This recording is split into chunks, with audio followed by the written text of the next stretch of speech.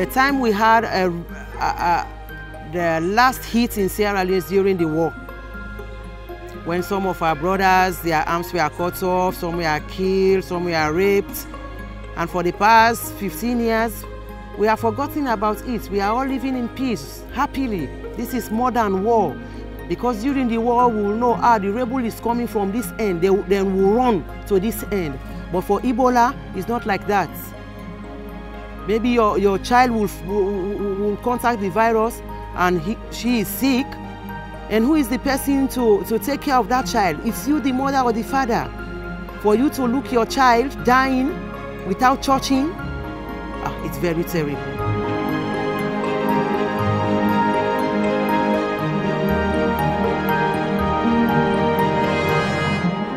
For me to work at the Ebola Center, it was frightening to me and also my kids, especially Helen. She is the eldest.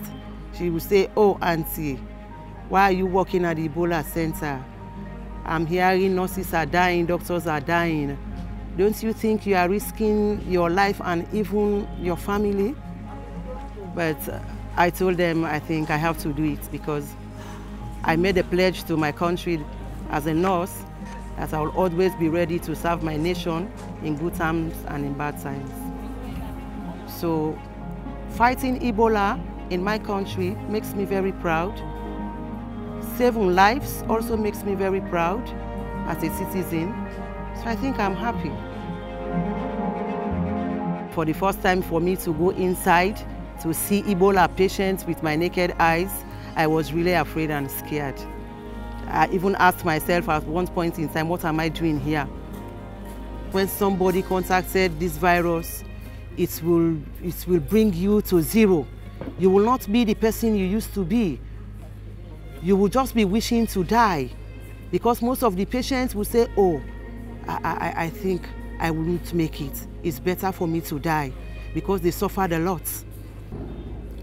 For the first 1 to 2 weeks, when we had death cases, I cried. Sometimes when I go home, I won't sleep.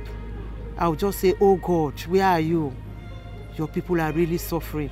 It's very pathetic to see, especially these little children who can't speak because they were unable to even tell you the way they are feeling. What is happening to them, they can't. Where they are feeling pains, they can't. You are just doing a blind job, you know?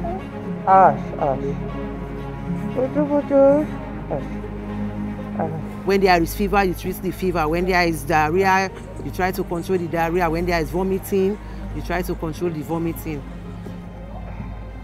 One of my friends who is Isata contacted the virus through a patient at the Kamara Road Hospital, and she had to die. It was really, really difficult for me. That gives me more fear. I was very, very afraid. I even say, "Oh, I will not work in any hospital." For every day I come to work, my mind is made up because the expatriate always gives us the courage, you know, and the zeal to work. So I trusted them so much. My life was laid in their hands. All the nurses, all the hygienists, all the lab technicians, the expatriates, the sprayers, you know, everybody who works in the ETC is a hero because we were really exposed. Ebola is still not yet finished. So we should be conscious, especially at this point in time, as the most dangerous moment now we are in. We should not get tired because this is the ending point and it's the most dangerous point.